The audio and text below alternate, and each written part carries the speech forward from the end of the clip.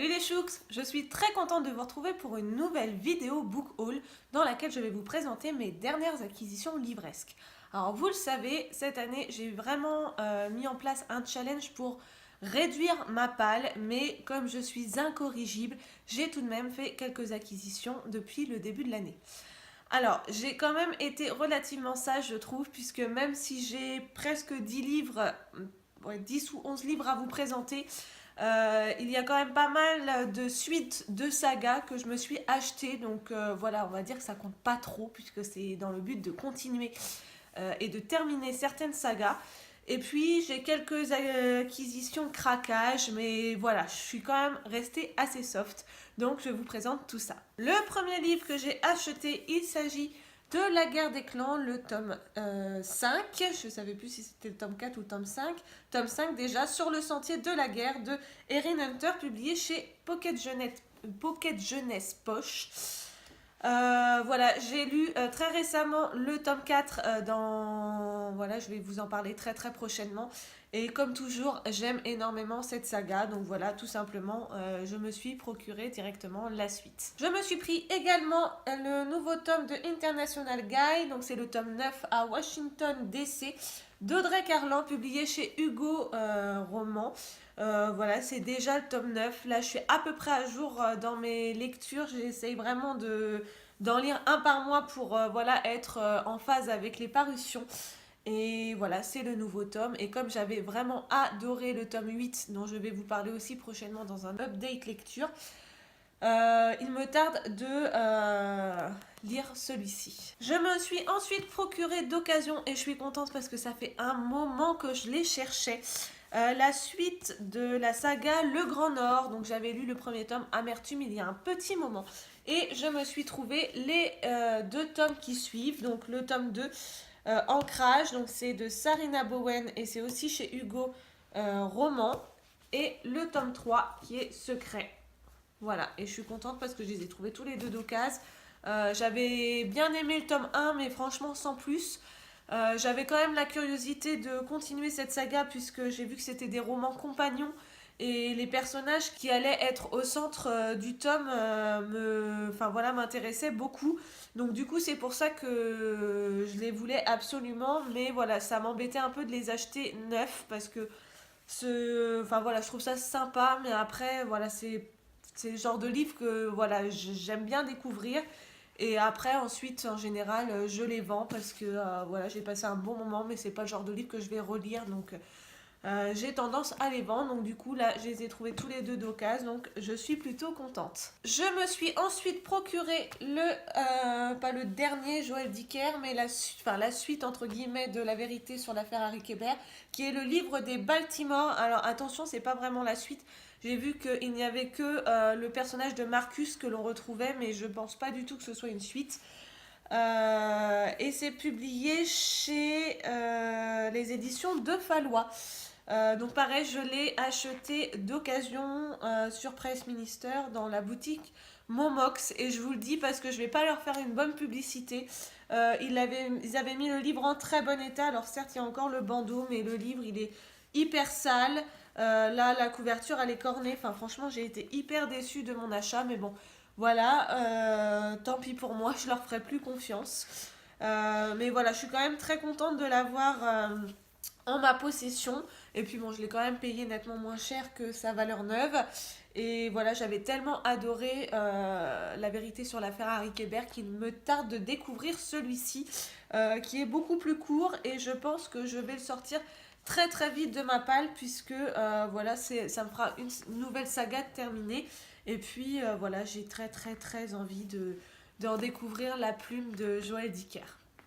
Je me suis ensuite procuré Le Cercle des Poètes Disparus de M.H. Kleinbaum, publié chez Le Livre de Poche. Et là, j'accuse clairement Pauline du groupe Grimoire of Enna sur Instagram, puisque c'est elle qui en a parlé dans une story. Et elle parlait du film, et après on a discuté en privé, et elle m'a dit qu'elle allait peut-être se procurer le livre, et du coup je ne savais pas que ça venait d'un livre. Et ça m'a juste donné trop envie de l'acheter. Donc voilà, c'est chose faite. En plus, il est hyper court. Il fait 190 pages. Et voilà, mon homme étant très fan du film, Il a commencé le livre. Alors merci Pauline, je pensais pas que c'était possible qu'un jour mon homme s'intéresse à un livre. Donc comme quoi, voilà, rien n'est perdu. Et voilà, je pense que ça peut être une lecture très très sympa. J'avais bien aimé le livre, le film, pardon. Je l'avais trouvé hyper émouvant, tout ça, mais un poil long pour moi. Et du coup, voilà, j'ai très très envie de le redécouvrir en livre. Donc ça va être vraiment l'occasion. Merci Pauline. En parlant de Pauline, j'en profite puisque elle est, il me semble, alors je sais plus quel mot elle avait employé, peut-être passeur ou, enfin bon, elle a un espèce de partenariat avec la maison d'édition L'École des loisirs. Et elle m'a choisi pour partager une lecture une nouveauté de la maison d'édition. Et cette nouveauté, c'est Speak de Emily Carroll, d'après le roman de Laurie Hals Anderson, dans l'édition Rue de Sèvres. Et en fait, c'est une BD, voilà. Et ça a l'air d'être une BD hyper hyper touchante puisqu'on va suivre Melinda qui a 15 ans et elle a participé à une fête et il s'est passé quelque chose de dramatique lors de cette fête. Et depuis, elle ne parle plus. Je crois que c'est ça. Et franchement, j'ai trop trop hâte de commencer cette lecture commune avec Pauline. Et je la remercie encore de m'avoir choisi pour voilà, découvrir ce type de livre. En plus, voilà, une BD sous forme de livre. J'ai vraiment pas l'habitude de lire ça, donc pour moi, c'est vraiment une belle découverte. Et j'ai vraiment hâte de partager ça avec toi. Donc je te remercie de m'avoir proposé ça. Et je remercie également, évidemment, la maison d'édition de m'avoir envoyé ce très beau livre. On arrive ensuite dans les acquisitions un peu moins raisonnables, celles que j'aurais pu clairement éviter, puisque jusque-là, c'est vraiment, je me suis basée sur mes sagas, je me suis fait plaisir. Mais voilà, je reste quand même dans des livres, des sagas qui sont commencées, donc voilà, on va dire que je me trahissais pas trop jusque-là. Mais voilà, j'ai craqué, on va dire, pour 4 livres. Bon, il y en a 2 qui font partie de mes achats France Loisirs, mais 2 autres qui n'étaient absolument pas prévus. Le premier, c'est Le chat qui ne mangeait pas de souris de Carmen Agra Digui et de Randall White, publié chez Flammarion. En fait, j'ai été faire un petit tour chez Noz, j'ai même pas encore enlevé les étiquettes prix.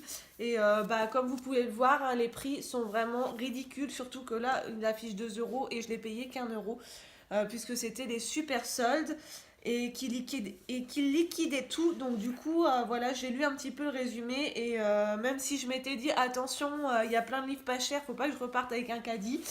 Voilà, celui-ci me plaisait plutôt bien puisque voilà, c'est une histoire de chat qui va arriver dans une auberge et en fait, on l'a adopté pour chasser les souris qui rôdent dans la cuisine en échange de quelques restes.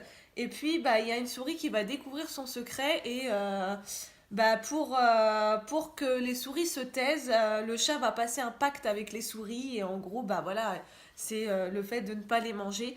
Donc ça a l'air super mignon, super rigolo. En plus, j'ai vu qu'il y avait des petites illustrations, des petites choses toutes mignonnes. Donc je pense que voilà, même les en-têtes de chapitre, j'adore.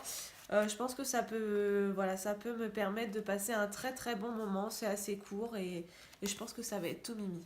Je me suis également procuré, toujours à Noz, Les Prodiges de Jérémy Scott, publié chez Michel Lafon. Et ça m'a fait carrément craquer parce que déjà il était tout neuf, sous blister.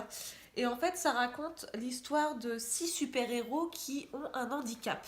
Et j'ai trouvé que voilà, ça changeait totalement de registre avec ce qu'on a l'habitude de voir. Donc, et si votre faiblesse était votre plus grande force, des super-héros comme vous n'en avez jamais vu. Et franchement, ça m'a donné vachement envie de le lire. Bon, c'est une belle brique et c'est pas écrit très très gros.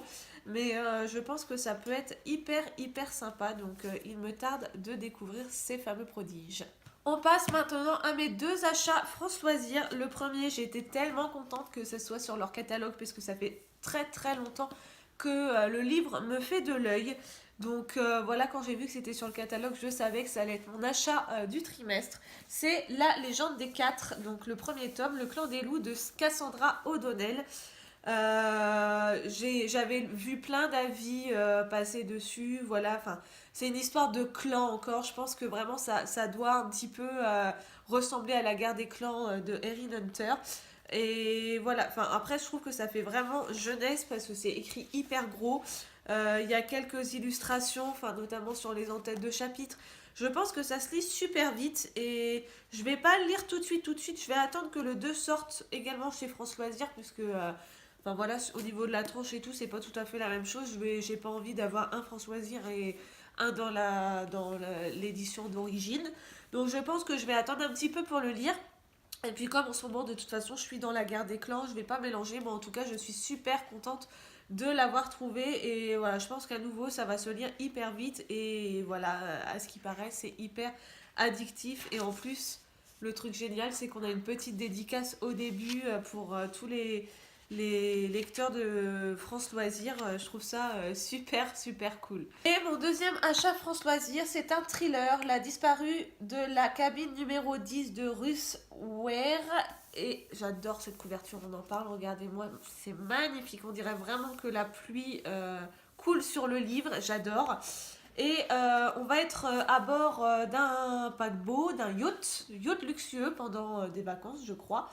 Voilà, c'est des vacanciers qui sont dessus. On va suivre Laura, qui est une journaliste et qui prend ses vacances. Et puis un jour, alors qu'elle est sur le pont, elle va voir l'occupante de la cabine à côté de la sienne passer par-dessus bord.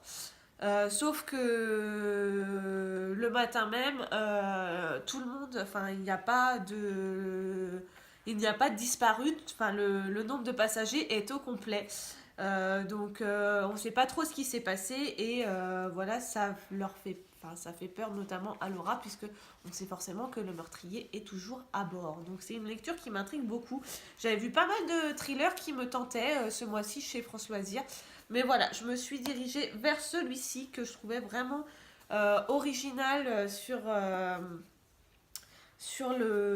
l'histoire. Et puis voilà, on part à bord du bateau et voilà, j'espère que je passerai un très bon moment avec ce thriller. Voilà mes chouks pour mes acquisitions. Donc mon jeu, même si j'ai quand même pas mal de choses, je trouve que je suis quand même fière de moi. Je trouve que j'ai été quand même relativement raisonnable par rapport à voilà les mois d'avant où j'avais toujours à vous présenter toute une pile de livres et voilà qui s'entassaient dans la bibliothèque et que je ne savais pas quand je lirais.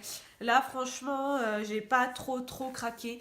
Je suis restée quand même soft et dans mes sagas donc voilà j'espère les continuer. Là, je suis bien partie. Voilà, terminer des sagas, ça me permet aussi d'en commencer d'autres. Donc voilà, que du bonheur. Sauf que, bon, petit détail, il y a le salon du livre au mois de mars qui arrive. Je ne promets pas d'être aussi raisonnable, je commence à me préparer psychologiquement, mais voilà, je ne vous promets rien pour le retour. On verra ça ensemble, hein, n'est-ce pas? En attendant, je vous remercie de m'avoir regardé une nouvelle fois.